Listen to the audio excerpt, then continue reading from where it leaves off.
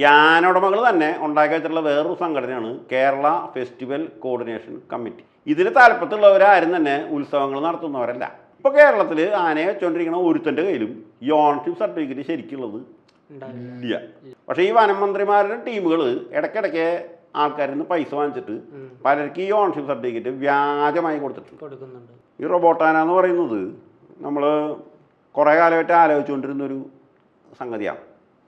97 ഞാനിതിനെ പ്രവർത്തനം തുടങ്ങിയപ്പോൾ തന്നെ ഈ ആന രൂപത്തിൽ ചരിക്കുന്ന ഒരു സാധനം ഉണ്ടെങ്കിൽ ജീവനുള്ള ആനനെ പീഡിപ്പിക്കുന്നതിന് നമുക്ക് കൊടുക്കാവുന്ന ഒരു ഓൾട്ടർനേറ്റീവ് ആണെന്ന് എനിക്ക് തോന്നിയിരുന്നു. ഇത് ഉപയോഗിക്കുന്നവരത് പ്രചരിപ്പിക്കുന്നുണ്ട്. പക്ഷെ മുഖ്യധാര മാധ്യമങ്ങൾ പ്രചരിപ്പിക്കാത്തതിൻ്റെ പ്രധാന കാരണം അവർക്ക് ഈ പരസ്യം ജീവനുള്ള ആനയെ ഉപയോഗിക്കുന്നവർ ഇവർക്ക് പരസ്യം കൊടുക്കണം. അത് വിട്ടുകളയാൻ അവർക്ക് താല്പര്യമില്ല. ഇതിനെതിരെ ഇപ്പോൾ ആന ഒരമ്പലത്തിൽ ഒരാളെ കുത്തിക്കൊന്നു, ആ അമ്പലത്തിൻ്റെ ആൾക്കാർക്കെതിരെ കേസ് കൊടുത്താൽ അവൻ നായരായാലും ഹിന്ദു മതത്തിലെ ഏത് വിഭാഗമായാലും ഈ കേസ് കൊടുത്താൽ അവൻ്റെ വീട്ടിലത്തെ വിവാഹം, മരണം എന്നീ ചടങ്ങുകളിൽ മതപരമായിട്ടുള്ള റീച്വൽസ് നടത്താൻ ഈ മതസംഘടനകൾ എതിർക്കും.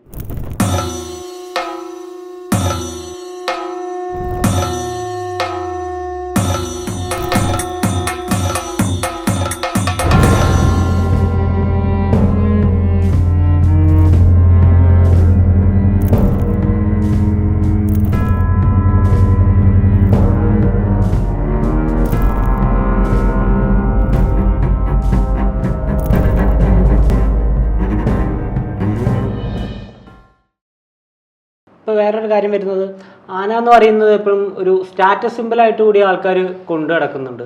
കേരളത്തിൽ ആന ഉടമകൾ അതിലൂടെ വലിയ രീതിയിലുള്ള വരുമാനം കൂടി കണ്ടെത്തുന്നുണ്ട്, ഇപ്പോൾ നേരത്തെ പറഞ്ഞ പോലെ തന്നെ. പക്ഷേ ആന ഉടമകളുടെ എണ്ണം കേരളത്തിൽ കുറവാണ് താനും. അപ്പോൾ ഇത്തരത്തിൽ ഒരു ആന ഉടമകളുടെ ഒരു ഇടപെടൽ ഈ ഹൈക്കോടതി വിധിയെ മറികടക്കാനായിട്ട് ആന ഉടമകളുടെ ഒരു ഇടപെടൽ നടത്തിയായിട്ട് താങ്കൾക്ക് തോന്നുന്നുണ്ടോ? ഉണ്ടല്ലോ. ഇപ്പോൾ ഉണ്ടായെന്ന് വെച്ചാൽ ഈ ആനോടമസ്ഥ ഫെഡറേഷൻ എന്ന് പറഞ്ഞിട്ടൊരു സംഘടന കേരളത്തിലുണ്ട്. അതിനെതിരായിട്ട് ആനോടമ അസോസിയേഷൻ എന്ന് പറഞ്ഞിട്ട് വേറൊരു സംഘടനയുണ്ട്. ഇവർ രണ്ടുപേരും പ്രത്യക്ഷമായിട്ട് പത്രങ്ങളിലും ടി വിയിലൊന്നും പറഞ്ഞിട്ടില്ല. എന്താ കാരണം വെച്ചാൽ ഈ ആനോടമ എന്ന് പറഞ്ഞ് കോടതി പോയാൽ കോടതിയിൽ വേറെ ചില പ്രശ്നങ്ങൾ ഞങ്ങൾ കൊടുത്ത ചില കേസുകളിൽ അവർക്ക് അനുഭവിക്കേണ്ടി വരും. എന്നുവെച്ചാൽ ആനയുടെ ഉടമ ആരാണെന്നിപ്പോൾ കേരള ഹൈക്കോടതിയും സുപ്രീം കോടതിയും നിർവഹിച്ചിട്ടുണ്ട്. അത് പ്രകാരമുള്ള ഒരൊറ്റ ആനോടമയും കേരളത്തിലില്ല. അതുകൊണ്ട് ആനോടമ സംഘവും ആനോടമസ്ഥ ഫെഡറേഷനും ഈ വിഷയത്തിൽ പ്രതികരിച്ചിട്ടില്ല. പക്ഷേ അവർ ചെയ്തേക്കുന്ന സംഭവം വേറെ ഒന്നാ. ഈ ആനോടമകൾ തന്നെ ഉണ്ടാക്കി വെച്ചിട്ടുള്ള വേറൊരു സംഘടനയാണ് കേരള ഫെസ്റ്റിവൽ കോർഡിനേഷൻ കമ്മിറ്റി. ഇതിന് താല്പര്യമുള്ളവരാരും തന്നെ ഉത്സവങ്ങൾ നടത്തുന്നവരല്ല. ഇവർ ചത്തുപോയ ആനകളുടെ പഴയ ഉടമസ്ഥന്മാരാണ്. ഇവർ ഫെസ്റ്റിവൽ കോർഡിനേഷൻ കമ്മിറ്റി എന്നുകൊണ്ട് എന്താ ചെയ്യണമെന്ന് വെച്ചാൽ ആനോടമസ്ഥരുടെ ആനകളെ ഉത്സവങ്ങൾക്ക് എത്തിക്കാനായിട്ടുള്ള ഇടനിലക്കാരായിട്ട് നിൽക്കലാണ് ഈ കേരള ഫെസ്റ്റിവൽ കോർഡിനേഷൻ കമ്മിറ്റിയുടെ പ്രധാന പരിപാടി. ആനോടമകളാണ്, പക്ഷേ ഇത് പുറത്തേക്ക് പറയേണ്ടത് ഉത്സവം സംരക്ഷിക്കാനും നടക്കണവരാന്ന് പറഞ്ഞിട്ടാണ് അവർ നടക്കണം. അതിലത്തെ ഒരൊറ്റൊരുത്തനും ജീവുള്ള ആന ചത്തുപോയതിൽ പിന്നെയാണ് അവർ ഉത്സവ കോർഡിനേഷൻ കമ്മിറ്റി എന്ന് പറഞ്ഞിട്ടൊരു കമ്മിറ്റി ഉണ്ടാക്കിയത്. അപ്പോൾ ആന ചത്തുപോയ പഴയ ഉടമസ്ഥന്മാർക്ക് കയറിയിരിക്കാനുള്ള സ്ഥലമാണ് ഈ കേരള ഉത്സവ കോർഡിനേഷൻ കമ്മിറ്റി. അവരാണ് ഈ പല മീറ്റിങ്ങുകളും സ്പോൺസർ ചെയ്തിട്ടുള്ളത്. അവരുടെ കെയർ ഓഫിലാണ് പോസ്റ്ററൊക്കെ അടിച്ച് ഈ കമ്പ്യൂട്ടറിൽ വരുന്നത്, ഈ കമ്പ്യൂട്ടർ വഴിക്ക് സോഷ്യൽ മീഡിയയിൽ പരത്തുന്നു. അതുകൊണ്ട് ഈ തരത്തിൽ പ്രചരണം നടത്തുന്നതിൽ നിന്ന് ആനോടമസ്ഥർ പതുക്കെ മുങ്ങി നിൽക്കുകയാണ്. അതിന് പകരം ഈ കേരള ഉത്സവ കോർഡിനേഷൻ കമ്മിറ്റിക്കാർ നാട്ടിലുള്ള സകല ജാതി മത ടീമുകളെയും ഉൾപ്പെടുത്തിയിട്ടാണ് ഈ മീറ്റിങ്ങുകൾ മുഴുവൻ നടത്തുന്നതും ജാഥ നടത്തുന്നതും ബഹളം ഉണ്ടാക്കുന്നു. അതുകൊണ്ട് ഈ ആനോടമസ്ഥർ എന്നുള്ള വിഭാഗം എന്താ വെച്ചാൽ ശരിക്ക് ഇത്രയും കാലം ആളുകൾ പറഞ്ഞിരുന്നു ഒരു ആനയെ കൊണ്ടുവന്ന് വീട്ടിൽ നിർത്തിയാൽ ആന ഉടമസ്ഥനാവുന്നതാണ്. പക്ഷെ ഞങ്ങൾ ഈ കോടതിയിൽ കേസ് കൊടുത്തപ്പോൾ കോടതി നിർവചന പ്രകാരം ആന ഉടമസ്ഥനാവണമെങ്കിൽ ആനയ്ക്ക് ഓണർഷിപ്പ് സർട്ടിഫിക്കറ്റ് വേണമെന്ന് എല്ലാവർക്കും അറിയാം. ഈ ഓണർഷിപ്പ് സർട്ടിഫിക്കറ്റ് എന്ന് പറയുന്ന സാധനം 2003 ഒക്ടോബർ 18 കേന്ദ്ര സർക്കാർ വിജ്ഞാപന പ്രകാരം വാങ്ങിച്ചു വെച്ചിരിക്കേണ്ടതാണെന്നും എല്ലാവർക്കും അറിയാം. 2003 ഒക്ടോബർ 18 കഴിഞ്ഞാൽ ഈ സാധനം കൊടുക്കാൻ പാടില്ല എന്നും എല്ലാവർക്കും അറിയാം. അതുകൊണ്ട് ഇപ്പോൾ കേരളത്തിൽ ആനയെ വെച്ചുകൊണ്ടിരിക്കുന്ന ഒരുത്തൻ്റെ കയ്യിലും ഈ ഓണർഷിപ്പ് സർട്ടിഫിക്കറ്റ് ശരിക്കുള്ളത് ഇല്ല എന്ന് മാത്രമല്ല, ഇത് 2003 മറ്റ് സംസ്ഥാനങ്ങളിലും കൊടുത്തിട്ടില്ല, കേരളത്തിലും കൊടുത്തിട്ടില്ല. ഈ കേരളത്തിൽ കൊടുക്കാണ്ടിരിക്കാൻ പ്രധാന കാരണം എന്താ, അന്ന് കേരളം ഭരിച്ചിരുന്നത് UDF ആണ്. അന്ന് ബാലകൃഷ്ണ പിള്ള മന്ത്രിയാണ്. ഈ ബാലകൃഷ്ണ പിള്ളയുടെ അറിവോടെ വനം വകുപ്പിൻ്റെ പല ആനകളും NSSൻ്റെയും ബാക്കിയുള്ള സംഘടനകളുടെയും കെയർ ഓഫിലേക്ക് പതുക്കെ കയറിപ്പോയിട്ടുണ്ട്. ഇതിൻ്റെ മുകളിൽ അന്വേഷണം വരും എന്ന് പിള്ള പേടിക്കാൻ കാരണം എന്താ വെച്ചാൽ ഈ ഓൺഷിപ്പ് സർട്ടിഫിക്കറ്റ് കൊടുക്കാൻ 2003 വൈൽഡ് ലൈഫ് സ്റ്റോക്ക് ഡിക്ലറേഷൻ റൂളിൽ പറഞ്ഞിട്ടുള്ളൊരു വാചകമാണ്. അതായത് അതിൽ പറഞ്ഞിട്ടുള്ളത് ആന അടക്കമുള്ള വന്യജീവികൾ അതുപോലെ തന്നെ മറ്റു ജീവികളുടെയും ആനകളുടെയും ശരീരഭാഗങ്ങൾ കൈവശം വെച്ചിട്ടുള്ളവർക്ക് അതിൻ്റെ ഓണർഷിപ്പ് സർട്ടിഫിക്കറ്റ് നേടിയെടുക്കാനായിട്ട് അപേക്ഷിക്കാം. അപേക്ഷിക്കണമെങ്കിൽ ഈ വസ്തു തൻ്റെ കയ്യിലെത്തിയത് പാരമ്പര്യമായിട്ട് ലഭിച്ചതാണ് എന്ന് വെള്ളക്കടലാസിൽ ഒരു സെൽഫ് ഡിക്ലറേഷൻ എഴുതി കൊടുക്കണം. ഇങ്ങനെ എഴുതി കൊടുത്താലത്തെ പ്രശ്നം ഇത് ശരിയല്ല എന്ന് പറഞ്ഞാൽ ഇവർ ജയിലിൽ പോകും. ഇവർ വെള്ളക്കടലാസ് എഴുതി കൊടുക്കുന്ന ഒരു സാധനമാണ്, സ്വയം ഡിക്ലറേഷനാണ്. ഇത് എഴുതി കൊടുക്കാൻ ധൈര്യമില്ലാത്തതുകൊണ്ടാണ് 2003 അന്നത്തെ വനം മന്ത്രിയായിരുന്ന സുജനപാൽ ഇത് നടപ്പിലാക്കാൻ ശ്രമിക്കാത്തത്. ഇത് നടപ്പിലാക്കിയാൽ വരുന്ന ഭവിഷ്യത്ത് ആലോചിച്ചിട്ടാണ് കേരളത്തിൽ ഒരു വനമന്ത്രിയും പിന്നീട് ഇതിൻ്റെ മുകളിലൊന്നും ചെയ്തിട്ടില്ല. പക്ഷേ ഈ വനമന്ത്രിമാരുടെ ടീമുകൾ ഇടയ്ക്കിടയ്ക്ക് ആൾക്കാരിൽ നിന്ന് പൈസ വാങ്ങിച്ചിട്ട് പലർക്ക് ഈ ഓൺഷിപ്പ് സർട്ടിഫിക്കറ്റ് വ്യാജമായി കൊടുത്തിട്ടുണ്ട്. അത് പലപ്പോഴായിട്ട് 2016 സുപ്രീം കോടതി അത് മുഴുവൻ റദ്ദാക്കാൻ പറഞ്ഞു. അത് മുഴുവൻ റദ്ദായി. എന്നിട്ട് ഇപ്പോഴും ഇപ്പോൾ കഴിഞ്ഞ ആഴ്ച, അതായത് 2018 സുപ്രീം കോടതി ചോദിച്ചപ്പോൾ 521 നാട്ടാനകളിൽ 19 പ്രൈവറ്റ് എലിഫൻസിനും 13 വനം വകുപ്പിൻ്റെ ആനകൾക്ക് മാത്രമേ ഓണർഷിപ്പ് സർട്ടിഫിക്കറ്റ് ഉള്ളൂ എന്ന് പറഞ്ഞ കേരള സർക്കാർ കഴിഞ്ഞ ആഴ്ച ഹൈക്കോടതിയിൽ എഴുതി വെച്ചൊരു സ്റ്റേറ്റ്മെൻ്റ് ഉണ്ട്. അത് 225 ആനകൾക്ക് ഓണർഷിപ്പ് സർട്ടിഫിക്കറ്റ് ഉണ്ടെന്നും 463 ബാക്കിയുള്ളതിന് ഇല്ല എന്നുമാണ് എഴുതി വെച്ചിട്ടുള്ളത്. ഈ കണക്ക് അങ്ങനെ വന്നു. 225 ആനയ്ക്ക് ഇപ്പോൾ ഓണർഷിപ്പ് സർട്ടിഫിക്കറ്റ് ഉണ്ടെന്ന് സർക്കാർ പറഞ്ഞ് ശുദ്ധകളവാണ്. 2018 പ്രൈവറ്റായിട്ട് 19 ആനയ്ക്കും വനം വകുപ്പിൻ്റെ 13 ആനയ്ക്കും ഓണർഷിപ്പ് സർട്ടിഫിക്കറ്റ് എന്ന് പറഞ്ഞ സർക്കാർ ഇന്ന് തിരിച്ചു പറയാൻ കാരണം ഈ ഉത്സവ മാഫിയയുടെ സമ്മർദ്ദമാണ്. അപ്പോൾ ഈ ആന ഉടമകൾ എന്ന് പറയുന്ന ടീമുകൾ ഇപ്പോൾ സൈലൻ്റാണ്. അതിന് 2 പ്രധാന കാരണമുണ്ട്. ഒന്ന്, അവർ ചിറ്റണ്ടയിൽ ഒരു ആനകളുടെ ആശുപത്രി തുടങ്ങാനായിട്ട് വൻതോതിൽ പിരിവ് നടത്തി. ഈ പിരിവ് നടത്തിയ 2 പേര് ഇപ്പോൾ ജനങ്ങളെ പറ്റിച്ച മറ്റു പല കേസിലും ജനങ്ങളെ പറ്റിച്ച കേസിൽ ജയിലിലാണ്. അതുകൊണ്ട് അവരും ഉണ്ടില്ല. ഈ അവർക്കെതിരെ വന്ന ആനോടമസ്ഥ അസോസിയേഷനും ഇപ്പം മിണ്ടാത്തതിന് കാരണം ഈ വിഷയം വാരി വലിച്ച് പുറത്തേക്ക് ഇട്ട പിന്തുണ നഷ്ടപ്പെടുന്നുണ്ട്. അവർ മിണ്ടാണ്ടിരിക്കുക. അതുകൊണ്ട് ഈ കേരള ഫെസ്റ്റിവൽ കോർഡിനേഷൻ കമ്മിറ്റി എന്ന് പറഞ്ഞിട്ട് ഈ സകലമാന ചവറുകളെ കൊണ്ടു നടക്കുന്ന ടീം ചത്തുപോയ ആനകളുടെ ഉടമസ്ഥരുടെ ഒരു സംഘടനയായിട്ട് കേരള ഫെസ്റ്റിവൽ കോർഡിനേഷൻ കമ്മിറ്റി എന്നുള്ള പേര് വെറുതെ ഇട്ട് കിടക്കുകയാണെന്നുള്ളതാണ് ഇതിൻ്റെ പിന്നിലത്തെ ഒരു പ്രധാന യാഥാർത്ഥ്യം. പിന്നെ വേറുള്ള ഒരു കാര്യം എന്താ വെച്ചാൽ, ഇപ്പോൾ റോബോട്ട് ആനകളുടെ ഭാവി സാധ്യതകൾ നിലനിൽക്കെ തന്നെ ഇപ്പോൾ ആനകളോട് ചെയ്യുന്ന വ്യവസ്ഥാപിതമായിട്ടുള്ള ക്രൂരതകൾ കൂടി റോബോട്ട് ആനകളുടെ പ്രായോഗികത നടപ്പിലാക്കുന്നതിലൂടെ ഇല്ലാതാവുന്നുണ്ട്. പക്ഷേ പൂരവുമായി ബന്ധപ്പെട്ട് നടക്കുന്ന ഒരു ചർച്ചകളിലോ മറ്റോ റോബോട്ട് ആനകളെക്കുറിച്ചോ അതിൻ്റെ സാധ്യതകളെക്കുറിച്ചോ ഒരു ചർച്ചയോ അല്ലെങ്കിൽ ഒരു വിഷയമായിട്ട് പോലും അത് ഉന്നയിക്കപ്പെടുന്നില്ല. റോബോട്ട് ആനകളെക്കുറിച്ചും അതിൻ്റെ പ്രായോഗികതയെക്കുറിച്ചൊക്കെ താങ്കൾക്ക് എന്താണ് അതിനെക്കുറിച്ചൊരു അഭിപ്രായം പറയാനുണ്ടാവുക? ഈ റോബോട്ടാന എന്ന് പറയുന്നത് നമ്മൾ കുറേ കാലമായിട്ട് ആലോചിച്ചുകൊണ്ടിരുന്നൊരു സംഗതിയാണ്. 97 ഞാനിതിനെ പ്രവർത്തനം തുടങ്ങിയപ്പോൾ തന്നെ ഈ ആന രൂപത്തിൽ ചരിക്കുന്ന ഒരു സാധനം ഉണ്ടെങ്കിൽ ജീവനുള്ള ആനനെ പീഡിപ്പിക്കുന്നതിന് നമുക്ക് കൊടുക്കാവുന്ന ഒരു ഓൾട്ടർനേറ്റീവ് ആണെന്ന് എനിക്ക് തോന്നിയിരുന്നു. പക്ഷേ അന്നൊക്കെ ഇത് പലരോടും അന്വേഷിച്ചപ്പോൾ ഇത് ഉണ്ടാക്കുന്നതിനെ കുറിച്ചിട്ട് അവകാശമുള്ള ഒരു കേരളത്തിലുണ്ടായിരുന്നില്ല. അങ്ങനെ ഇരിക്കുമ്പോഴാണ് ഈ 2013 തെച്ചിക്കോട്ട രാമേന്ദ്രൻ 3 പേരെ കൊല്ലുകയും നിരവധി പേർക്ക് പരിക്കേൽപ്പിക്കുകയും ചെയ്തൊരു സംഭവം പെരുമ്പാവൂരുണ്ടാവുന്നത്. അപ്പോൾ അന്ന് അതിൻ്റെ വിഷ്വൽസ് കിട്ടിയത് ഏഷ്യാനെറ്റിന് മാത്രമാണ്. അപ്പോൾ അവരതെടുത്തിട്ട് അവർ രാത്രി ചർച്ചയിൽ വെച്ചപ്പോൾ എൻ്റെ അടുത്ത് ചോദിച്ചപ്പോൾ ഞാൻ അതിൽ പ്രബലമായിട്ട് കേരളത്തിലന്ന് വനം മന്ത്രിയായിരുന്ന ഗണേശൻ്റെ സുഹൃത്തുക്കളാണ് ഈ പരിപാടി നടത്തിയത്. 2003 നിയമം ഇല്ലാതാക്കി വെള്ളം ചേർത്ത് പുതിയ നിയമം ഉണ്ടാക്കിയിട്ട് അതിലെല്ലാ നിർബന്ധ കാര്യങ്ങളും എടുത്തു കളഞ്ഞിട്ട് ആന കോൺട്രാക്ടർമാർക്ക് തോന്നിയ പോലെ എഴുന്നള്ളിപ്പ് നടത്താൻ പറ്റാവുന്ന രീതിയിൽ ആ നിയമത്തെ വളച്ചൊടിച്ചതിൻ്റെ വിലയായിട്ടാണ് ഇതുണ്ടായതെന്നും ഞാൻ ശക്തമായിട്ട് പറഞ്ഞു. അത് പറഞ്ഞത് സംഭവം നടന്ന 6 മണിക്കായതിനാലും എൻ്റെ ഈ വെളിപ്പെടുത്തൽ വന്ന് രാത്രി 8 മണിക്കായതിനാലും വേറെ ആരും ഒന്നും പറയാത്തതുകൊണ്ട് പിറ്റേ ദിവസം എല്ലാ പത്രങ്ങളും ഇത് ഹൈലൈറ്റ് ചെയ്തപ്പോൾ ഇത് പല ഈ പത്രപ്രവർത്തക പഠന കേന്ദ്രങ്ങളിലും ഇത് ചർച്ച ചെയ്യും ഈ വിഷയം. അതായത് മുന്നേ ഉണ്ടായിരുന്നൊരു നിയമത്തെ എടുത്തു കളയുക, ആ നിയമത്തിലത്തെ പ്രധാന വ്യവസ്ഥകൾ എടുത്തു കളഞ്ഞിട്ട് തോന്നിയ മാതിരി എഴുന്നേൽപ്പെടുത്തിട്ട് 3 സ്ത്രീകൾ മരിക്കുക, നിരവധി പേർക്ക് പരിക്കേൽക്കുക, ഇതിന് വനം മന്ത്രി കൂട്ടു നിൽക്കുക.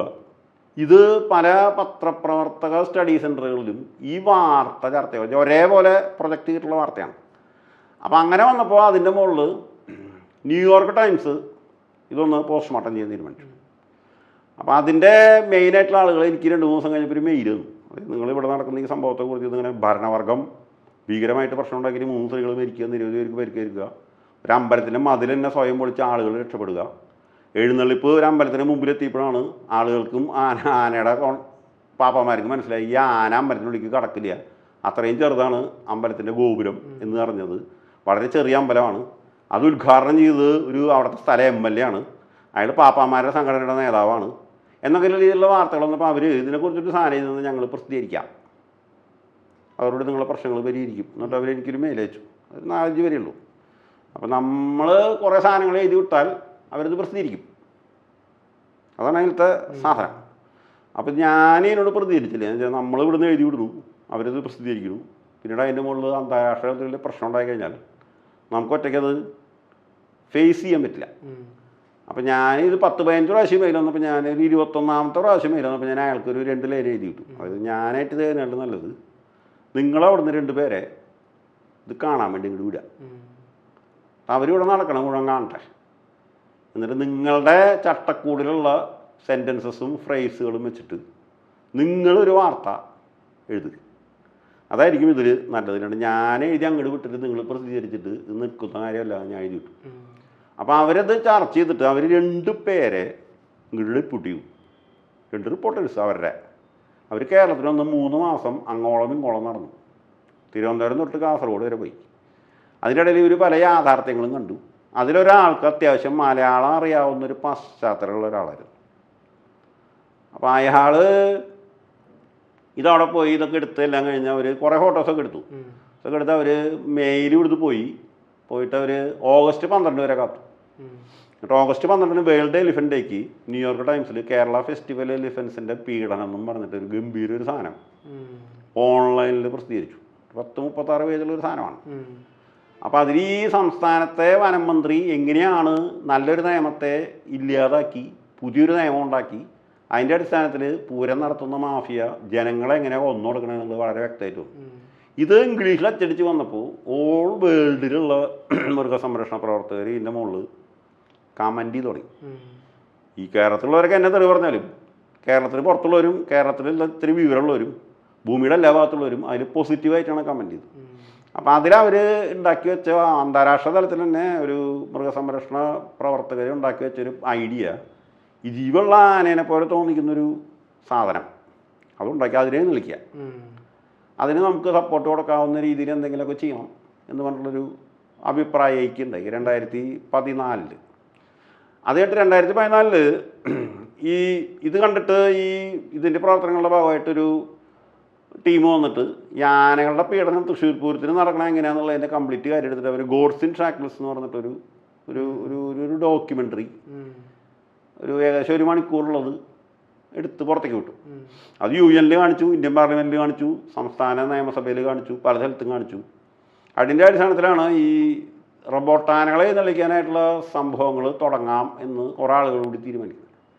അങ്ങനെ ഇന്ത്യയിലത്തെ കുറേ ആളുകളെ കൂടി തീരുമാനിച്ച് അവർ സ്വയം പൈസ പിരിച്ചിട്ടാണ് ഇപ്പോൾ കേരളത്തിൽ 4 റോബോട്ട് എലിഫൻസ് ഉള്ളത്. ഈ 4 റോബോട്ട് എലിഫൻസിനെയും നമ്മൾ ഒരു 10,000 രൂപ വാടക വാങ്ങിച്ചിട്ടാണ് കൊടുക്കുന്നത് ഒരു ദിവസം. അപ്പോൾ അതിൻ്റെ ഇപ്പോൾ ഒരു 4 പേര് പോകുന്നുണ്ട്. അവർക്കൊരു 1000 രൂപ വെച്ചിട്ട് കൊടുക്കേണ്ടി വരും, തള്ളാനും പിന്നെ ഉരുക്കാനൊക്കെ ഇട്ട്. പിന്നെ വണ്ടിയിൽ കൊണ്ടുപോകാനായിട്ട് റിക്കവറി വാനിൽ കൊണ്ടുപോകാനായിട്ട് ഒരു 3000-4000 രൂപയാവും. ചുരുങ്ങിയത് ഒരു 20,000 രൂപ ഉണ്ടെങ്കിൽ ജീവുള്ള അതുപോലത്തെ ഒരു ആനയെ നമുക്ക് ഭംഗിയായിട്ട് ഒരു സ്ഥലത്ത് കൊണ്ടുവന്ന് നിർത്തി എഴുന്നള്ളിച്ച് അതിൻ്റെ അടുത്തേക്കൊക്കെ പോകാം. അതാരും ആക്രമിക്കില്ല. ജീവുള്ള ആനകൾക്ക് തോന്നും, ആളുകൾക്ക് ഉത്സാഹിക്കാം, ആളുകൾക്ക് മുകളിൽ ഏടി വെച്ച് കയറാം, ഇറങ്ങാം, ദൈവത്തെ അതിൻ്റെ മുകളിൽ കയറ്റി എഴുന്നള്ളിക്കാം എന്നുള്ള അവസ്ഥയിലാണ് ഇപ്പോൾ അത് നിൽക്കുന്നത്. അതിപ്പോൾ അത് കൊണ്ടുപോകുന്ന സ്ഥലത്തൊക്കെ ആളുകൾ ആഹ്ലാദിക്കുന്നുണ്ട്, അവർ ഫോട്ടോ ഒക്കെ എടുക്കുന്നുണ്ട്, സെൽഫി എടുക്കുന്നുണ്ട്, അതിൻ്റെ മുകളിൽ കയറുന്നുണ്ട്. അതൊക്കെ അവർ സ്വയം സോഷ്യൽ മീഡിയയിലൂടെ പ്രചരിപ്പിക്കുമ്പോഴും ഈ മുഖ്യധാരാ മാധ്യമങ്ങൾ ഇതിനോടൊരു വൈമുഖ്യം പുറപ്പെടുവിക്കേണ്ട പ്രധാന കാരണം ഈ ഉത്സവം നടത്തുന്ന ടീമും ഈ മുഖ്യധാരാ മാധ്യമങ്ങളും തമ്മിൽ പരസ്യത്തിൻ്റെ കാര്യത്തിലൊരു അഡ്ജസ്റ്റ്മെൻ്റ് ഉണ്ട്. ഏത് ഉത്സവം നടക്കുന്ന സ്ഥലത്തും ഒരു ഉത്സവത്തിന് അവസാനത്തെ ദിവസം ഏതെങ്കിലും ഒരു ദിവസം ഒരു 20,000 രൂപ കൊടുത്തിട്ട് അവർ ഒരു പരസ്യം കൊടുക്കും. ആ ഒരു 20,000 രൂപ എന്ന് പറയുന്നത് ഒരു കൊല്ലം കിട്ടിയാൽ എല്ലാ കൊല്ലം സ്ഥിരമാണ്. ഇതിങ്ങനെ കണ്ടിന്യൂസ് ആയിട്ട് വലിയൊരു സാധനമായിട്ട് മാറും. അപ്പോൾ ഈ വരുമാനം വേണ്ടാന്ന് വയ്ക്കാൻ പലവിധ പ്രശ്നങ്ങളാൽ ശമ്പളം കൊടുക്കാൻ പറ്റാണ്ട് നടക്കുന്ന മാധ്യമ മേഖലയിലുള്ള ഉന്നതർക്ക് ഇതൊരു ചാകരയാണ്. പൂരം സീസൺ എന്ന് പറയുന്നത്. യെസ്. അപ്പോൾ പൂരം എന്ന് പറയുന്നത് മാധ്യമപ്രവർത്തകർക്ക് ശമ്പളം കൊടുക്കാനായിട്ട് മാധ്യമപ്രവർത്തനത്തിൻ്റെ ഉടമസ്ഥർക്ക് ഒരു പിടിവള്ളിയാണ്. അപ്പോൾ ഈ പിടിവള്ളി ഇങ്ങനെ പിടിച്ചുകൊണ്ടിരിക്കുമ്പോൾ നമുക്കിപ്പോൾ ഏതായാലും 20,000 രൂപ കൊടുത്തിട്ട് ഒരു പരസ്യം കൊടുത്തിട്ട് ഈ റോബോട്ടാനയുടെ പ്രചരണത്തിന് കൊടുക്കാൻ നമുക്ക് താല്പര്യമില്ല. അപ്പോൾ കണ്ടറിഞ്ഞവർ വരട്ടെ എന്ന് വെച്ചിട്ടാണ് ഞങ്ങൾ ചെയ്യുന്നത്. പക്ഷേ സ്വാഭാവികമായിട്ടും ഏതെങ്കിലും ഒരു സ്ഥലത്ത് ആനയുടെ എന്തെങ്കിലും പ്രശ്നം ഉണ്ടായാൽ പിറ്റത്തെ ദിവസം ഇതിൻ്റെ ഉപയോഗത്തിന് വേണ്ടിയിട്ടുള്ള വിളികൾ കൂടിക്കൊണ്ടിരിക്കാം. അപ്പോൾ പല സ്ഥലത്തും ഈ പെറ്റ ഇന്ത്യയാണ് ഇപ്പോൾ ഇത് കൊടുത്തോണ്ടിരിക്കുന്നത്. പെറ്റ ഇന്ത്യ കൊടുക്കുന്നുണ്ട്. പിന്നെ ഈ വോയിസ് ഫോർ ഏഷ്യൻ എലിഫൻസ് എന്നൊരു സംഘടനയും ഈ റോബോട്ടാനകളെ കൊടുത്തോണ്ടിരിക്കുന്നത്. അപ്പോൾ ഇവർ കൊടുക്കുന്ന ഈ ആനകളുടെ ഈ പ്രതിമ ഉപയോഗിക്കുന്നതിന് അവർ പറയുന്ന പ്രധാന കണ്ടീഷൻ എന്ന് വെച്ചാൽ, ഒന്ന് ഈ ഡൊണേഷൻ വാങ്ങിക്കാനായിട്ട് താല്പര്യം കാണിച്ച് കത്തെഴുതുന്നവർക്ക് ഒരു അമ്പലം വേണം. ഈ അമ്പലം എന്ന് പറയുന്നത് ഈ പഞ്ചഭൂതങ്ങളുടെ സാന്നിധ്യമുള്ള അമ്പലമായിരിക്കണം. മണ്ണ്, വെള്ളം, വായു, ആകാശം, അതുപോലെ തന്നെ ഈ തീ, ഇതിൻ്റെ ഈ പഞ്ചഭൂതങ്ങളുടെ സാന്നിധ്യമുള്ള ക്ഷേത്രത്തിലേക്ക് കൊടുക്കുള്ളൂ എന്ന് പറയുന്നുണ്ട്.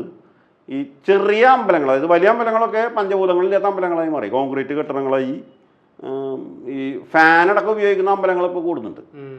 അപ്പോൾ മരം, മണ്ണ്, വെള്ളം, പഞ്ചഭൂതങ്ങളുള്ള അമ്പലങ്ങൾക്ക് മാത്രമേ ഒരു കൊടുക്കുള്ളൂ എന്ന് പറയുമ്പോൾ ആ അമ്പലത്തിൻ്റെ പരിപാടികൾക്ക് അത് ഉപയോഗിക്കാനും നിർബന്ധം പിടിക്കുമ്പോൾ ജീവനുള്ള ആനകളെ എഴുന്നള്ളിക്കരുതെന്നുള്ളൊരു അണ്ടർടേക്കിങ് ഇത് ഒപ്പിട്ട് വാങ്ങിച്ചിട്ടാണ് ഇത് കൊടുക്കുന്നത്. അപ്പോൾ അവരത് ഉപയോഗിക്കുന്നതിനൊപ്പം ഇത് പ്രചരിപ്പിക്കുകയും ചെയ്യണമെന്ന് നമ്മൾ പറയുന്നുണ്ട്. അപ്പോൾ അങ്ങനെ ഇപ്പോൾ 5ാമത്തെ അമ്പലം ഇപ്പോൾ അടുത്ത് തന്നെ മാള, തൃശ്ശൂർ മാളയ്ക്കടുത്ത് SNDPയുടെ ഒരു അമ്പലത്തിൽ വരുന്നുണ്ട് യെസ്. അപ്പോൾ ഞങ്ങളിപ്പോൾ കൊടുത്തിട്ടുള്ള 3 അമ്പലങ്ങൾ, അതായത് കാലടിയിലൊരു അമ്പലം, ഇരിഞ്ഞാലക്കുടയിലൊരു അമ്പലം, പിന്നെ കണ്ണൂരിലൊരു അമ്പലം. ഇത് 3ഉം പെറ്റ കൊടുത്തിട്ടുള്ളത് നമ്പൂതിരി സമുദായത്തിൽ നിന്ന് മുന്നോക്കം വന്നിട്ടുള്ള അപേക്ഷ വെച്ചിട്ടാണ്. അവരമ്പലത്തിൽ മണ്ണുണ്ട്, മരമുണ്ട്, വെള്ളമുണ്ട്, പഞ്ചഭൂതങ്ങളെല്ലാം ഉണ്ട്. അവിടെ കോൺക്രീറ്റിൻ്റെ അംശങ്ങൾ ആ അമ്പലത്തിൽ എവിടെയും നമുക്ക് കാണാൻ പറ്റില്ല. അപ്പോൾ ഈ കോൺക്രീറ്റുള്ള ക്ഷേത്രങ്ങളെന്ന് പറഞ്ഞാൽ പരമ്പരാഗതമായിട്ടുള്ള ചിട്ടകളെ വെല്ലുവിളിക്കുന്നവരാണ്. ഇപ്പോൾ പാറമേക്കാവ് ക്ഷേത്രം, തിരുവമ്പാടി ക്ഷേത്രം പറഞ്ഞാൽ കോൺക്രീറ്റിൻ്റെ കാടാണ്. അവിടെ മണ്ണ് എവിടെ ഉള്ളതെന്ന് നമ്മൾ ലെൻസ് വെച്ച് നോക്കണം. മരം കുറച്ചുണ്ടായിരിക്കും, പാറമേക്കാവ് കുറച്ച് മരമുണ്ട്, പക്ഷേ കോൺക്രീറ്റിൻ്റെ ആധിക്യം അവിടെ കൂടുതലാണ്. ഫാനൊക്കെ ഇട്ടിട്ടാണ് അമ്പലത്തിലിരിക്കുന്നത്. ശരിക്കുള്ള ഇവരുടെ പരമ്പരാഗത ഭക്തി വ്യൂ പോയിന്റിൽ ഫാന് എന്ന് പറയുന്ന ഇലക്ട്രിക് ഉപകരണം ഉപയോഗിക്കാൻ പാടില്ലാത്തതാണ്. പിന്നെ ഇലക്ട്രിക് ലൈറ്റ് ശരിക്കും ഉപയോഗിക്കാൻ പാടില്ലാത്തതാണ്. ഈ ഭക്തി സമ്മർദ്ദ സ്ഥലങ്ങളിൽ ഇലക്ട്രിക് ലൈറ്റിൻ്റെ ആവശ്യമില്ല. അപ്പോൾ ഇതൊക്കെ ഉപയോഗിക്കുന്ന ആൾക്കാർക്ക് ഞങ്ങളിത് കൊടുക്കാറില്ല. പരമ്പരാഗതമായിട്ടുള്ള കാര്യങ്ങൾ നോക്കി നടത്തുന്ന അമ്പലങ്ങൾക്ക് ഈ റോബോട്ട് എലിഫൻറ്റിന് ഇപ്പോൾ കൊടുക്കുള്ളൂ. ഇത് ഉപയോഗിക്കുന്നവരത് പ്രചരിപ്പിക്കുന്നുണ്ട്. പക്ഷെ മുഖ്യധാര മാധ്യമങ്ങൾ പ്രചരിപ്പിക്കാത്തതിൻ്റെ പ്രധാന കാരണം അവർക്ക് ഈ പരസ്യം ജീവനുള്ള ആനയെ ഉപയോഗിക്കുന്നവർ ഇവർക്ക് പരസ്യം കൊടുക്കണം. അത് വിട്ടുകളയാൻ അവർക്ക് താല്പര്യമില്ല. അത്രേ എനിക്ക് തോന്നുള്ളൂ. ഇപ്പോൾ അതിൻ്റെ മുകളിൽ കാലക്രമേണ വരും ഇതിനെ പ്രചരിപ്പിക്കും.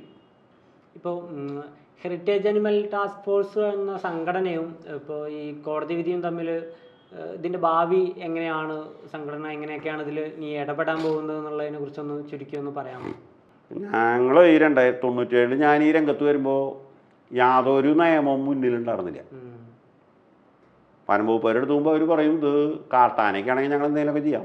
ഇത് നാട്ടാന എന്ന് പറയുമ്പോൾ ഞങ്ങൾക്ക് നടപടി എടുക്കാൻ മടിയാണ്. നാട്ടാനകളെ ഞങ്ങളെങ്ങനെ കൈകാര്യം ചെയ്യുന്നതിനെ കുറിച്ച് നിയമത്തിൽ എവിടെയും പറയുന്നില്ല എന്ന് പറഞ്ഞിരുന്ന കാലമാണ് 97 കാലയളവ്.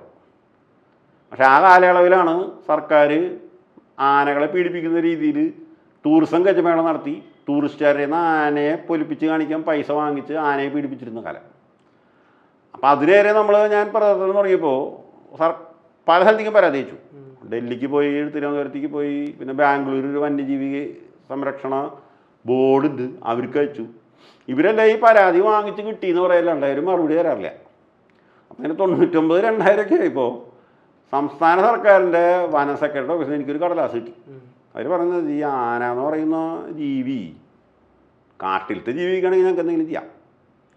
ഇത് നാട്ടാനയാണ്, ആളുകൾ കൈവശം വെച്ച് കൊണ്ടു നടക്കുന്ന സാധനങ്ങളൊക്കെയാണ്. അതുകൊണ്ട് ഞങ്ങൾക്ക് അതിൻ്റെ മുകളിൽ നടപടി എടുക്കാനായിട്ട് പറ്റില്ല. പക്ഷെ നാട്ടാനകൾക്കെതിരെ വന്യജീവി സംരക്ഷണ നിയമത്തിൽ ഒരു വാചകം പോലും അതിനെ എങ്ങനെ പീഡിപ്പിച്ചാൽ എന്ത് ചെയ്യണമെന്ന് പറയുന്നില്ല. അതുകൊണ്ട് താനി അയക്കുന്ന പരിക്കിൻ്റെ പടമൊക്കെ ഞങ്ങൾ കാണുന്നുണ്ട്. പരിക്കുള്ള ആനകളെ എഴുന്നള്ളിക്കുന്നുണ്ട്. നടപടി എടുക്കാത്തതിന് കാരണം ഈ പരിക്കുള്ള ആനയെന്ന് വെച്ചാൽ എന്ത് ചെയ്യണമെന്ന് നിയമത്തിലെവിടെ പറഞ്ഞിട്ടില്ല. ഞങ്ങളിപ്പോൾ കേസ് കൊടുത്താൽ കോടതി ചോദിക്കും ഏത് ആക്ട് പ്രകാരം കേസെടുത്തേക്കണമെന്ന് ചോദിക്കും. വന്യജീവി സംരക്ഷണ നിയമമാണ് എന്ന് പറഞ്ഞാൽ അതിലെവിടെയല്ലെന്ന് ചോദിക്കും. അപ്പോൾ അതിൽ ഈ പരിക്കുള്ള ആനയെ നൽകരുതെന്ന് പറഞ്ഞിട്ടില്ല. പിന്നീട് വരാവുന്നത് ഒരു റൂളാണ്. ഏത് ആക്ടിനും ഒരു റൂള് ഒരു സംസ്ഥാന സർക്കാരിനുണ്ടാക്കാം. നമ്മുടെ നാട്ടിൽ നാട്ടാനകളുടെ പീഡനം തടയാനായിട്ടൊരു നിയമം ഇല്ല. അതുകൊണ്ട് ഈ വന്യജീവി സംരക്ഷണ നിയമം എന്ന് പറയുന്നത് കാട്ടാനകളെ സംരക്ഷിക്കാൻ വേണ്ടിയിട്ടുള്ളതായിട്ടുള്ള പ്രൊവിഷൻസേ ഉള്ളൂ. നാട്ടാനകളുടെ കാര്യങ്ങളൊന്നും പറയില്ല എന്നിട്ട് എനിക്കൊരു കത്ത് വന്നു. ഈ കത്ത് വന്നപ്പോൾ ഞാൻ ആ കത്തിൻ്റെ കോപ്പി ആകെ 2-3 പേരേ ഉള്ളൂ. ഇതാകെ വന സെക്രട്ടറി വെറുതെ തമാശ പോലെ എഴുതിയിരിക്കുന്ന ഒരു സാധനമാണ്. അപ്പോൾ ഞാൻ അത് എല്ലാവർക്കും അയച്ചു കൊടുത്തു. അപ്പോൾ അത് ആനിമൽ വെൽഫെയർ ബോർഡിന് കിട്ടി. ബോർഡ് ഇത് ചർച്ച ചെയ്തു. ആ ബോർഡിൽ വന്യജീവി സംരക്ഷണ നിയമപ്രകാരം ഉണ്ടാക്കി വെച്ചിട്ടുള്ളൊരു ബോർഡാണ്. അപ്പോൾ ഇതിൻ്റെ മുകളിൽ എന്തെങ്കിലുമൊക്കെ ചെയ്യണമെന്ന് ആലോചിച്ചിരിക്കുമ്പോൾ അന്ന് 2002 അപ്പോൾ മേനക ഗാന്ധി അന്ന് ഈ സോഷ്യൽ ജസ്റ്റിസ് മിനിസ്ട്രിയിലുള്ള സമയമാണ്. ഈ സോഷ്യൽ ജസ്റ്റിസ് മിനിസ്ട്രിയിൽ ഈ മൃഗ സംരക്ഷണവും വരുന്നുണ്ട്. അപ്പോൾ അവർ ഇതിനെക്കുറിച്ച് അന്വേഷിച്ച് മിനിസ്ട്രിയിൽ ഒരു ചർച്ച വെച്ചു. അപ്പോൾ മിനിസ്ട്രിയിൽ നിന്നൊരു ഓർഡർ അവർ ഇറക്കി. അതായത് ഈ ആന എന്ന് പറയുന്ന ജീവിക്ക് ഈ ആക്റ്റിൽ പറയുന്നത് എലിഫാസ് മാക്സിമസ് എന്നുള്ള പേരാണ്. അതാണ് ഈ ആന എന്ന് നമ്മൾ പറയുന്ന സാധനം.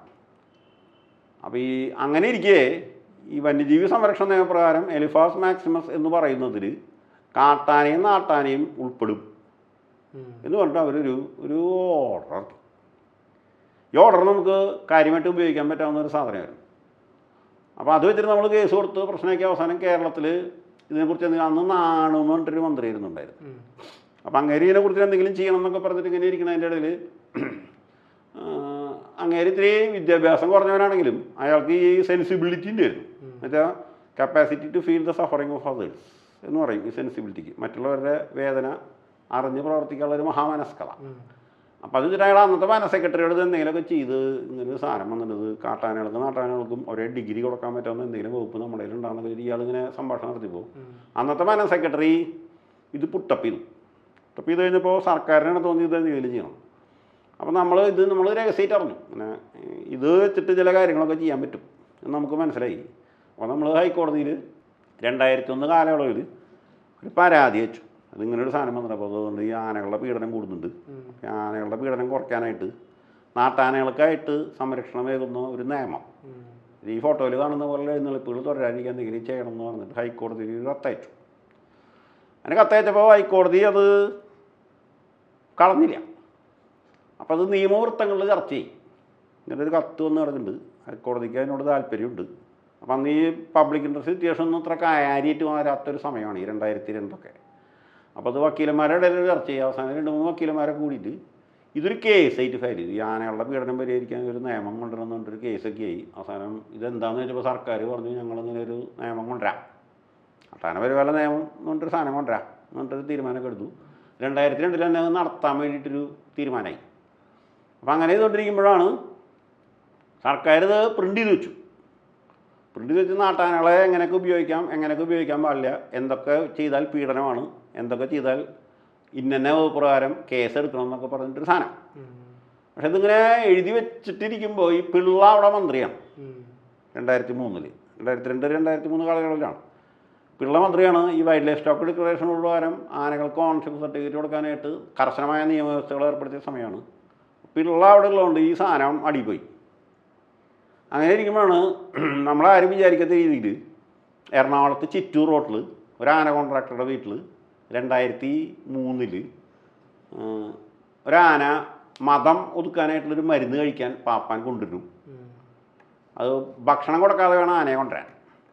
അത് കഴിഞ്ഞിട്ട് ഇയാൾ ഭക്ഷണം കൊടുക്കാണ്ട് വിശന്ന് നിൽക്കുന്ന ആനയുടെ വയറ്റിലേക്ക് ചില സാധനങ്ങൾ വായയിൽ കൂടെ കൊടുത്താൽ ഈ മതം ഒതുങ്ങും. ഏകദേശം ഒരു വൃശ്ചികം ധനുമാസമാണ്. അപ്പോൾ ഈ വിശന്ന് വരുന്ന ആനയെ ഇയാൾ ഈ ആന കോൺട്രാക്ടറുടെ വീട്ടിലേക്ക് കയറ്റാനായിട്ട് നോക്കുമ്പോൾ ആ വീടിൻ്റെക്ക് കയറുന്ന ഭാഗത്ത് ഇടവഴിയിലൊരു പച്ചക്കറി കടയുണ്ട്.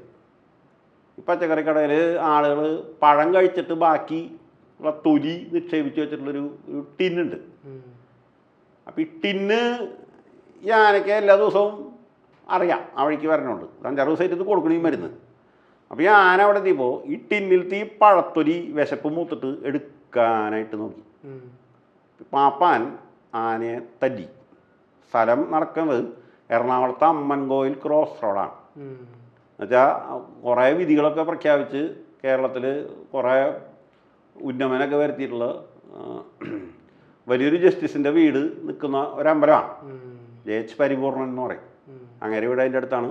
അതിൻ്റെ അപ്പുറത്തെ വീടുകളിൽ ചില ജഡ്ജിമാരുണ്ട്. അവർ ഊണയിക്കാനായിട്ട് വീട്ടിലേക്ക് വന്ന് പിന്നീട് കോടതിക്ക് പോകാനായിട്ട് വിശ്രമിക്കണ നേരത്താണ് ഈ സംഭവം അവിടെ നടക്കാൻ പോണത്. നടന്നതെന്താ വെച്ചാൽ ഈ ആന ഈ പാപ്പാനെ ഉടലോടെ എടുത്ത് നിലത്തടിച്ച് കൊന്നു എന്ന് മാത്രമല്ല ആ ജഡം വിടാണ്ട് തുമ്പിക്കയിൽ പിടിച്ചോളുന്നു. ഈ ആന അവിടെ നിൽക്കണോണ്ട് ഈ ജഡ്ജിമാർക്ക് ഇറങ്ങി കോടതിക്ക് പോകാൻ പറ്റാത്ത സാഹചര്യം ഉണ്ടായി. ട്രാഫിക് ബ്ലോക്കായി, പ്രശ്നമായി. അവിടുത്തെ DIGയുടെ ഓഫീസ് അടുത്താണ്. അവരോടി വന്നു. സിറ്റി പോലീസ് കമ്മീഷണർ എല്ലാവരുടെയും മുമ്പിൽ ആന പകുതി ജീവൻ പോയ പാപ്പാൻ്റെ ശരീരം കൈ പിടിച്ച് വിക്രാസ് കാണിക്കണം. ഇതൊക്കെ അറിഞ്ഞപ്പോൾ ഏഷ്യാനെറ്റിൻ്റെ ഓഫീസ് തൊട്ടടുത്താണ്. അന്നാണ് ലൈവായിട്ട് ഒരു സീന് കേരളീയർ കാണുന്നത്. ആന പാപ്പാനെ കൊല്ലുന്ന സീന് ഏഷ്യാനെറ്റുകാർ തൊട്ടപ്പുറത്തെ വീട്ടിൻ്റെ മുകളിൽ കയറുന്നത് ലൈവായിട്ട് കാണിച്ചു. ഇത് തുടങ്ങി 4 മണി ഇപ്പോൾ രാഷ്ട്രദീപികാരൻ എന്ത് ചെയ്തു, അന്ന് അടിച്ചു വെച്ച സാധനമൊക്കെ എടുത്ത് മാറ്റി വെച്ചിട്ട് ഇതിൻ്റെ പടം വെച്ചിട്ട് പുതിയൊരു രാഷ്ട്രദീപി അടിച്ചിറങ്ങി. അത്രയും വിപുലമായിട്ടുള്ള പ്രശ്നമൊക്കെ ഉണ്ടായപ്പോൾ പിറ്റത്തെ ദിവസം കോടതിയിൽ ചർച്ചയായി. ഈ വീട്ടിൽ നിന്ന് പുറത്തൊക്കെ ഇറങ്ങാണ്ടിരുന്ന ജഡ്ജിമാർ വായിച്ചു ഇത് വലിയ പ്രശ്നമാണ്, ഇതൊരു നിയമമൊക്കെ ഉണ്ടാക്കി വെച്ചിട്ട് അതെവിടെ നിന്നായി.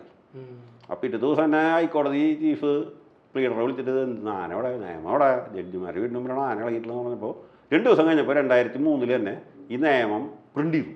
അങ്ങനെ ഒരു നിയമമാണ് ഈ നാട്ടാന പരിപാലന നിയമം. ആ നിയമത്തിലാണ് ഇവർ 2012 ആ നിയമത്തിൽ പ്രധാനമായിട്ട് പറഞ്ഞിരുന്നത് ആന എന്ന് പറയുന്ന ജീവി ആളുകളെ എപ്പോൾ വേണമെങ്കിൽ കൊല്ലാൻ സാധ്യതയുള്ളൊരു ജീവി ആയതിനാൽ പൊതുജന മധ്യത്തിൽ ഇറക്കുമ്പോൾ ഈ ലോ ആൻഡ് ഓർഡർ സിറ്റുവേഷൻ പ്രശ്നം ഉണ്ടാവും. അതുകൊണ്ട് ജില്ലാ കളക്ടറുടെ അനുമതി ഇല്ലാണ്ട് ആനകളെ എഴുന്നള്ളിക്കരുത് എന്നൊരു വാചകം ആ റൂളിലുണ്ടായിരുന്നു. അതുപ്രകാരം 2003 തൊട്ട് പല പൂരങ്ങളും നടന്നിട്ടുണ്ടെങ്കിലും ഒരൊറ്റ പൂരത്തിനും കളക്ടർ അനുമതി കൊടുത്തിട്ടില്ല. കൊടുത്ത പ്രശ്നമുണ്ടായ അയാൾ വിടും. അതുകൊണ്ടൊക്കെ കണ്ണടപ്പാണ്. അത് 2012 ഈ ഗണേശൻ വന്നപ്പോൾ ഇത് എടുത്തു കളഞ്ഞു. മാത്രമല്ല 26 ഇനം പ്രവർത്തികൾ ചെയ്താൽ അത് ആനയോടുള്ള ക്രൂരതയായിട്ട് കണക്കിലെടുത്ത് വന്യജീവി സംരക്ഷണ നിയമപ്രകാരം ആനയെ പീഡിപ്പിച്ചതിന് കേസെടുക്കാൻ വേണ്ടിയിട്ടൊരു വകുപ്പുണ്ടായിരുന്നു. അത് ഈ ഗണേശൻ എടുത്തു കളഞ്ഞു. ഇത് രണ്ടും എടുത്തു കളഞ്ഞ നിയമമാണ് ഇപ്പോൾ നിലവിലുള്ളത്. പക്ഷെ അതിലുള്ള ചില റെസ്ട്രിക്ഷൻസാണ് ഞാൻ മുന്നേ പറഞ്ഞ 6 മണിക്കൂറുള്ളിൽ ആനകളെ എഴുന്നള്ളിക്കാൻ പാടില്ല, രാത്രി എഴുന്നേൽക്കുന്നതിന് പകലെ എഴുന്നള്ളിക്കരുത്, പകലെ എഴുന്നേൽക്കുന്നതിന് രാത്രി എഴുന്നള്ളിക്കരുത്, മതിലിൻ്റെ ഉള്ളിൽ 3 ആനയെ നിർത്താവൂ എന്നൊക്കെ പറഞ്ഞിട്ടുള്ള നിയമം അതുപോലും പാലിക്കാണ്ട് നടത്തുമ്പോൾ ഇപ്പോൾ സുപ്രീം കോടതിയിൽ ഇപ്പോൾ അത് നടപ്പിലാക്കാമെന്ന് ഈ ഉത്സവ മാഫിയയുടെ വക്കീലെന്നെ ചെന്ന് പറഞ്ഞത് ഈ ചരിത്രത്തിൻ്റെ കാവ്യനീതി എന്നൊക്കെ പറയുന്ന ഒരു സംഭവമായിട്ടാണ് എനിക്ക് തോന്നുന്നത്. അപ്പോൾ ഇതിൻ്റെ ചരിത്രം ഇതാണ്. അതായത് എപ്പോഴൊക്കെ നമ്മൾ നിയമം മുറുക്കാൻ നോക്കിയോ അപ്പോഴൊക്കെ ഈ ഉത്സവ മാഫിയ സർക്കാരിനെയും കോടതികളെയും തെറ്റിദ്ധരിപ്പിച്ച് സ്വന്തം കാര്യം നടത്താൻ ചില പരിപാടികൾ ചെയ്യും. അപ്പോൾ നമുക്ക് പരാജയം പുത്തരിയില്ല. പക്ഷേ ഈ പരാജയം പുത്തരിയില്ല എന്ന് പറയുമ്പോൾ നമ്മളുടെ വിധികളെ ഇവർ മരവിപ്പിച്ച് നിർത്തി പല സംഭവങ്ങളും നടക്കുമ്പോഴും മരിച്ചു പോകുന്നത് ഉത്സവ പറമ്പിൽ ഈ നിയമലംഘനങ്ങളെ കുറിച്ച് അറിയാതെ എത്തുന്ന നിരപരാധികളാണ്. തൃശ്ശൂർ ടൗണിൽ നടന്നിട്ടുള്ളൊരു സംഭവമുണ്ട്. അത് 74 നടന്നിട്ടുള്ളതാണ്. 74 അയ്യന്തോള് ഭാഗത്തുനിന്ന് വരുന്നൊരു എഴുന്നള്ളിപ്പാണ്. അത് ഇപ്പോഴത്തെ അത്രയും വീതിയില്ലാത്ത MG റോഡിൻ്റെ തുടക്കം നടുനാല് ഭാഗത്ത് വെച്ചിട്ട് ഒരു എഴുന്നള്ളിപ്പിൻ്റെ ഇടയിൽ ആന ഇടയുന്നു. ആന ഇടന്നിട്ട് ഒരാൾക്ക് പരിക്കേൽക്കുന്നു. അയാൾ ചത്തുപോകുന്നു. 84 ചത്തുപോയി. അവർ പരാതി കൊടുത്തു, പ്രശ്നമായി, പോലീസ് കേസായി. അവസാനം ഇൻഷുറൻസൊക്കെ ഉണ്ടെന്നുണ്ടായിരുന്നു. ഇൻഷുറൻസ് കമ്പനിക്കാരും കേസായി. അവസാനം ലോക്കൽ കോടതി ഇത് 74ത്തെ കേസ് 99 വിധി വരും. 30,000 രൂപ കണ്ട കൊടുക്കാനാണ് കീഴ്ക്കോടതി പറയുന്നത്. അപ്പോൾ അതിനേരെ ഈ ഉത്സവത്തിൻ്റെ ആളുകളായിട്ടുള്ള ആളുകളും ആനയുടെ കസ്റ്റോഡിയനും ഇൻഷുറൻസ് കമ്പനിയും കൂടെ ജില്ലാ കോടതി പോകും. ജില്ലാ കോടതി അത് കുറച്ചും കൂടെ കുറയ്ക്കുന്നു. 25,000 ആയിരുന്നു. അത് കണ്ട് ഇവർ വീണ്ടും ഹൈക്കോടതി പോകും. ഹൈക്കോടതി ഈ വിധി പുറത്തുവിടുന്നത് 2012 ഈ വിധി ഹൈക്കോടതി പുറപ്പെടുവിക്കുന്ന ദിവസമാണ് 2012 തൃശ്ശൂർ പൂരത്തിന് ആനയടഞ്ഞ് യുണ്ണിപ്പള്ളിയിൽ കാളിദാസൻ ഒരു സ്ത്രീനെ കുത്തുന്നത്. 2 ഒറ്റ ദിവസമാണ്. പക്ഷേ ഈ ഹൈക്കോടതി വിധിയിൽ പറയണം എന്താ വെച്ചാൽ 2 പ്രധാന കാര്യങ്ങൾ ഹൈക്കോടതി പറയുന്നുണ്ട്. ഒന്ന്, ഈ ആന നിയമവൃത്തങ്ങളിൽ ഡേഞ്ചറസ് വൈൽഡ് ആനിമലായിട്ടാണ് പറയുന്നത്. ഇതൊരിക്കലും ഡൊമസ്റ്റിക് ആനിമലല്ല. ഡേഞ്ചറസ് വൈൽഡ് ആനിമലായിട്ടുള്ളൊരു സാധനം പൊതുജന മധ്യത്തിൽ വന്നിട്ട് എന്തെങ്കിലും ചെയ്ത് ആളുകളെ ആക്രമിക്കുകയോ കൊല്ലുകയോ പൊതുസ്വത്തിന് നഷ്ടം ഉണ്ടാക്കുകയോ ചെയ്താൽ നഷ്ടപരിഹാരം ആര് കൊടുക്കണമെന്ന് പറയുന്ന ഒരു ആക്ടില്ല. നഷ്ടപരിഹാരം എങ്ങനെ കാൽക്കുലേറ്റ് ചെയ്യുമെന്ന് പറയാനായിട്ടൊരു ആക്ടില്ല. ഈ നഷ്ടപരിഹാരം ആര് കൊടുക്കണമെന്ന് പറയുന്ന റൂളില്ല. നഷ്ടപരിഹാരം എങ്ങനെ കാൽക്കുലേറ്റ് ചെയ്യണമെന്ന് പറയുന്ന റൂളില്ല. അതുകൊണ്ട് സർക്കാർ ഇതൊരു പുതിയ നിയമവും ഒരു റൂളും ഉണ്ടാക്കണം. മാത്രമല്ല ഈ നഷ്ടപരിഹാരത്തിൻ്റെ തുക കുറച്ചുകൂടെ കൂടെ കുറച്ചു. അപ്പോൾ ഈ കേസിൽ കക്ഷി പോലും അല്ലാത്ത സർക്കാരിനോടാണ് ഹൈക്കോടതി പറയുന്നത്. അത് ഇന്ന് വരെ നടപ്പിലായിട്ടില്ല. അതേസമയത്ത് ആന എന്തെങ്കിലും നമ്മൾ ആക്രമിച്ചാലോ ആന വേറെ ആരെങ്കിലും ആനനെ കുത്തിക്കൊന്നാലോ ആനയ്ക്ക് നഷ്ടം ഉണ്ടായാലോ ആനയുടെ ജീവൻ പോയാലോ നാട്ടുകാരുടെ ജീവൻ പോയാലോ നാട്ടുകാരുടെ വീട് പൊളിഞ്ഞാലോ സിവിൽ കേസാണ് കൊടുക്കുക. സിവിൽ കേസ് കൊടുത്തിട്ട് 10-15 കൊല്ലം കഴിഞ്ഞിട്ട് വിധി വന്നാൽ അതിങ്ങനെ കീഴ്ക്കോടതിയിൽ നിന്ന് മേൽക്കോടതി പോയി ഹൈക്കോടതി പൈസ കൊടുക്കണം എന്ന് പറഞ്ഞാൽ ഇതുമായി ബന്ധപ്പെട്ട ആളുകൾ എന്ത് ചെയ്യുക വെച്ച് കഴിഞ്ഞാൽ അവർ നേരെ ഒരു വക്കീലിൽ പോയി കണ്ട് ഞാൻ പാപ്പരാണ് എന്നിട്ടൊരു ഹർജി ഹൈക്കോടതി കൊടുത്താൽ ആ ഹൈക്കോടതി പറഞ്ഞാൽ വിധി അവിടെ നിൽക്കും. ഇങ്ങനെ നിരവധി കേസുകൾ ഹൈക്കോടതിയിലുണ്ട്. അപ്പോൾ ആന കുത്തിയ ആന ചത്ത കേസുണ്ട്, ആന കുത്തിയ ആൾ ചത്ത കേസുണ്ട്, ആന മരിച്ചടഞ്ഞ് ജീവിത ഉപാധികൾ നഷ്ടപ്പെട്ട് വീടും കടയും പോയവരുണ്ട്. ഈ വിഷയത്തിലൊന്നും സർക്കാർ ഒന്നും ചെയ്യാതിരിക്കാൻ കാരണം ഈ ജാതി മത രാഷ്ട്രീയ ബേസിലുള്ള ഉത്സവ മാഫിയ സർക്കാരിനെ സ്വാധീനിക്കുന്നതുകൊണ്ടാണ്. ഇതിനെതിരെ ഒരേ ഒരു പരാമർശമാണ് ഒരു കോടതിയിൽ നിന്ന് ഒരിക്കലുണ്ടായിട്ടുള്ളത്. അത് ആനല്ല വെടിക്കെട്ടാണ്. ഈ വെടിക്കെട്ട് ദുരന്തത്തിൽ പുറ്റിങ്ങൽ വെടിക്കെട്ട് ദുരന്തത്തിൽ 120ഓളം പേര് മരിക്കുകയും 600ഓളം പേർക്ക് ജീവന് ഭീഷണി വരുന്ന രീതിയിൽ അംഗഭംഗം ഉണ്ടാവുകയും നിരവധി പേരുടെ വീടുകളും തകർന്ന കേസിൽ കീഴ്ക്കോടതിയും ജില്ലാ കോടതിയൊക്കെ ജാമ്യം നിഷേധിച്ചപ്പോൾ ഒരു 24 പേര് ഉത്സവ സംഘാടകർ ഹൈക്കോടതി പോയി. ഹൈക്കോടതി കണ്ട ചോദിച്ചു അതായത് നിങ്ങൾ എന്തിനാ വന്നതെന്ന് വെച്ചപ്പോൾ അവരിങ്ങനെ ഒരു സംഭവം ഉണ്ടായി, കുറേ പേര് മരിച്ചു. അപ്പോൾ ജാമ്യത്തിന് പിന്നെ കൊടുത്തൊരു ചോദ്യമാണ്, ഇത്ര ആൾക്കാർ മരിച്ചു അല്ലേ, നിങ്ങളെന്തുകൊണ്ടാണ് മരിക്കാത്തത് എന്ന് ജാമ്യം കൊടുക്കണം പിന്നെ കോടതി ചോദിച്ചു. അതിൻ്റെ കാരണം എന്താ വെച്ചാൽ ഇവർ ഇതൊക്കെ ചെയ്ത് ഈ പ്രശ്നങ്ങളൊക്കെ ഉണ്ടാക്കി വെച്ചിട്ട് ഇവർ പോയിരുന്നത് ഇവർ മരിക്കാൻ സാധ്യതയില്ലാത്തൊരു സ്ഥലത്താണ്. അപ്പോൾ ഈ വെടിക്കെട്ട് നടത്തുന്നവർ അവർ മരിക്കാൻ പറ്റാത്തൊരു സാഹചര്യത്തിൽ പോയിരുന്നിട്ടാണ് വെടിക്കെട്ട് നടത്തിയ ആളുകളെ കൊല്ലുന്നത്. അവർ ആനയെ നിലയ്ക്കുന്ന കേസിൽ ഇന്ന് വരെ ഒരു ഉത്സവ സംഘാടകർ വരെയും കേസെടുക്കാത്തതിന് കാരണം അവർ നേരിട്ട് ഇൻവോൾവ് ചെയ്യാവുന്ന രീതിയിലല്ല അവർ ചെയ്യുന്നത്. അവർ മറന്നിരുന്ന് ബാക്കിയുള്ളവരെ കൊണ്ട് ചെയ്തിട്ട് ആന എന്ത് പ്രശ്നം ഉണ്ടാക്കിയാലും ഏതാ ആന കുത്തുകൊണ്ട് എത്താലും ഉത്സവ സംഘാടകർക്ക് വരെ കേസെടുക്കാൻ വകുപ്പൊന്നുമില്ലാത്ത രീതിയിൽ അവർ രക്ഷപ്പെടും. അപ്പം ഇതിനെയാണ് നമ്മൾ എതിർക്കുന്നത്. ജനങ്ങൾ മരിക്കുന്നു, ആനകൾ ചാവുന്നു. ഇത്രയൊക്കെ ഉണ്ടായിട്ടും ജനരോഷം വരാത്തതിൻ്റെ കാരണം മതമാണ്. മതം എന്ന് പറഞ്ഞാൽ ഇവിടെ വിവാഹം നടത്താനും ജഡം സംസ്കരിക്കാനും മറ്റു പലവിധ മാർഗങ്ങളുണ്ടെങ്കിലും ഭൂരിഭാഗം പേരും തിരഞ്ഞെടുക്കുന്നത് മതാധിഷ്ഠിതമായിട്ടുള്ള ചടങ്ങുകളാണ്. അപ്പോൾ ഇതിനെതിരെ ഇപ്പോൾ ആന ഒരമ്പലത്തിൽ ഒരാളെ കുത്തിക്കൊന്നു, ആ അമ്പലത്തിൻ്റെ ആൾക്കാർക്കെതിരെ കേസ് കൊടുത്താൽ അവൻ നായരായാലും ഹിന്ദു മതത്തിലെ ഏത് വിഭാഗമായാലും ഈ കേസ് കൊടുത്താൽ അവൻ്റെ വീട്ടിലത്തെ വിവാഹം മരണം എന്നീ ചടങ്ങുകളിൽ മതപരമായിട്ടുള്ള റീച്വൽസ് നടത്താൻ ഈ മതസംഘടനകൾ എതിർക്കും. ഒരു അപ്രഖ്യാപിതമായിട്ടുള്ള ഒരു വിലക്ക് പോലെ. അങ്ങനെ ഒരു സംഭവമുണ്ട്. അപ്പോൾ പലരും ഈ പരാതി കൊടുക്കാൻ ധൈര്യപ്പെട്ട് വരുന്നവർ പലരും അവരുടെ വീട്ടിൽ മതാചാരപ്രകാരമല്ല വിവാഹം നടത്തുന്നത്, മതാചാരപ്രകാരമല്ല ഈ മൃതദേഹം സംസ്കരിക്കുന്നത്. അതിനെതിരിപ്പോൾ കണ്ടമാന മാർഗങ്ങളുണ്ട്. നിയമപ്രകാരം ചെയ്യാം, ജഡം വേണമെങ്കിൽ ഹോസ്പിറ്റലിൽ ദാനം ചെയ്യാം.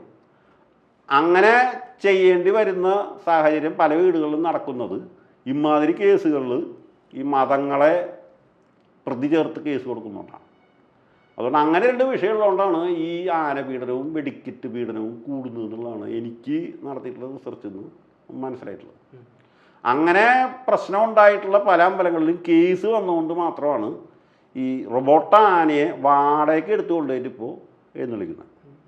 പക്ഷെ അങ്ങനെ കൊണ്ടുപോകണ പല സ്ഥലത്തും അവർ പറയുന്നത് എന്താ വെച്ചാൽ ജീവനുള്ള ആന വന്നിട്ട് എഴുന്നള്ളിക്കുന്നതിനാട്ടിലും കൂടുതൽ മാനസിക സുഖവും സാമ്പത്തിക ലാഭവും ഞങ്ങൾക്കുണ്ട് മാഷേ എന്ന് എൻ്റെ മുഖത്തേക്ക് പറഞ്ഞ നിരവധി ഈ പഴയ ആനപീഡന കേസിലത്തെ പ്രതികളുടെ ജൽപ്പനങ്ങൾ എൻ്റെ ചെവിയിൽ ഇപ്പോഴുണ്ട്. കേസ് വന്നാൽ അവർക്ക് പേടിയായി, പിന്നീട് അവർ ജീവനുള്ള ആനയെ നിൽക്കില്ല. അപ്പോൾ അവർക്ക് റോബോട്ടാന മതി. അതുകൊണ്ട് അവർക്ക് കൂടുതൽ ലാഭമുണ്ട്. എന്നുവെച്ചാൽ പൈസ ഒക്കെ കൂടുതൽ കയ്യിൽ നിന്ന് പോകുന്നില്ല. ആളുകൾക്ക് ആഹ്ലാദമുണ്ട്, മനസ്സമാധാനമുണ്ട്, ആഹ്ലാദമുണ്ട്, സന്തോഷിക്കാൻ പറ്റും.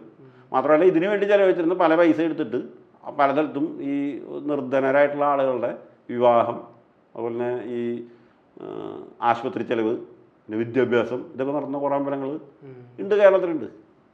അപ്പം അങ്ങനെ ഒരു മാറ്റമാണ് ഞങ്ങൾ പ്രതീക്ഷിക്കുന്നത്. പിന്നെ ഇപ്പോൾ ഉള്ളത് 343 ആനകൾ മാത്രമാണ്. ഈ 343 ആനകളും ഈ രീതിയിൽ പോവുകയാണെങ്കിൽ ഒരു 10 കൊല്ലത്തിനുള്ളിൽ ചത്തുപോകും. അത് കഴിഞ്ഞാൽ ജീവനുള്ള ആനകൾ ഉണ്ടാകില്ല. അന്യസംസ്ഥാനത്ത് നിന്ന് ആനകളെ കൊണ്ടുവരാൻ പറ്റാത്ത രീതിയിലാണ് ഇപ്പോൾ നിയമവ്യവസ്ഥ നിലനിൽക്കുന്നത്. ഈ വന്യജീവി സംരക്ഷണ നിയമത്തിൽ വളരെ വ്യക്തമായിട്ട് 2 കാര്യം പറയുന്നുണ്ട്. എന്നുവെച്ചാൽ ഒരാനയെ ഓണർഷിപ്പ് സർട്ടിഫിക്കറ്റ് കൊടുത്ത് മാറ്റണമെങ്കിൽ 2 കാര്യം ചെയ്യണം. ഒന്ന്, കാട്ടിൽ നടക്കുന്ന ഈ ആനയെ പിടിക്കാനായിട്ടൊരു ഉത്തരവ് വന്യജീവി വാർഡൻ ഓരോ സംസ്ഥാനത്ത് ഇറങ്ങണം. പിടിക്കുമ്പോൾ മയക്കുവഴി വെച്ച് പിടിക്കാം, അല്ലാണ്ട് പിടിക്കാം. പിടിക്കുമ്പോൾ ചത്തുപോകും. ചിലപ്പോൾ ചത്തുപോയില്ലെങ്കിൽ അതിനെ നോക്കാൻ കഴിവുള്ള ഒരാളുടെ കസ്റ്റഡിയിലേക്ക് ചട്ടം പഠിപ്പിച്ച് മാറ്റാനാണ് പിന്നീട് വനം വകുപ്പിന് ചെയ്യാൻ പറ്റും. അപ്പോൾ ഈ ഓണർഷിപ്പ് സർട്ടിഫിക്കറ്റ് അങ്ങനത്തെ ആളുകൾക്ക് വേണം കുറക്കാൻ. ആർക്കാണോ ചട്ടം പഠിപ്പിച്ച ആനയെ ഭംഗിയായിട്ട് കാട്ടിലത്തെ പോലെ നോക്കാൻ പറ്റുക, അയാൾക്ക് ഓണർഷിപ്പ് സർട്ടിഫിക്കറ്റ് കൊടുക്കും. അപ്പോൾ ഈ ഓണർഷിപ്പ് സർട്ടിഫിക്കറ്റ് കൊടുക്കണമെങ്കിൽ വന്യജീവി സംരക്ഷണ നിയമപ്രകാരം അതിനെ പിടിക്കാനായിട്ട് ഒരു ഓർഡർ വന്യജീവി വാർഡൻ ഇറക്കണം. അതിന് ഹണ്ടിങ് ലൈസൻസ് എന്ന് പറയും. ഈ ഹണ്ടിങ് ലൈസൻസ് ഇല്ലാത്ത ഒരാനയ്ക്കും ഓണർഷിപ്പ് സർട്ടിഫിക്കറ്റ് കൊടുക്കാൻ വകുപ്പില്ല എന്ന് കണ്ടുപിടിച്ചത് നമ്മുടെ ഇപ്പോഴത്തെ ഹൈക്കോടതിയിലത്തെ 2 ജസ്റ്റിസുമാരാണ്. ഈ നിയമം ഉണ്ടാക്കിയതല്ല, 72 തന്നെ ഈ നിയമമുണ്ട്. പക്ഷെ ഇത്രയും കാലം നമ്മളുടെ ഇവിടെ ഈ ഹണ്ടിങ് ലൈസൻസ് ഇല്ലാണ്ട് അനധികൃതമായിട്ട് ആനകളെ കടത്തിക്കൊള്ളുന്നത് ഈ നിയമം നിലനിൽക്കെ ഈ നിയമത്തിൻ്റെ കണ്ണുകെട്ടി ഇതനുസരിച്ച് ഒരു നടപടി എടുക്കാണ്ടിരുന്ന വനം വകുപ്പുകാരുടെയും പോലീസിൻ്റെയും മൃഗസംരക്ഷണ വകുപ്പിൻ്റെയും ഈ ഉത്സവ മാഫിയായിട്ടുള്ള ബന്ധമാണെന്ന് ഞങ്ങൾക്കിപ്പോൾ ഞങ്ങളുടെ കയ്യിൽ തെളിവുണ്ട്. അപ്പോൾ ഇത്ര കണ്ട് ഈ ഭരണവർഗത്തിനെ കാര്യമായിട്ട് മതപരമായിട്ടും സാമുദായികപരമായിട്ടും സ്വാധീനിക്കാൻ കഴിവുള്ള മാഫിയ ഈ ആനകളെ കൊന്നൊടുക്കലും ഭക്തരെ കൊന്നൊടുക്കലും ചെയ്യുന്നത് ആവർത്തിക്കാതിരിക്കാൻ ഞങ്ങളേതായാലും കാര്യമായിട്ടാണ് ഈ രംഗത്തേക്ക് ഇറങ്ങാനായിട്ട് തീരുമാനിച്ചിരിക്കണം. ഒരുപാട് സന്തോഷം. Thank you. ഓക്കെ.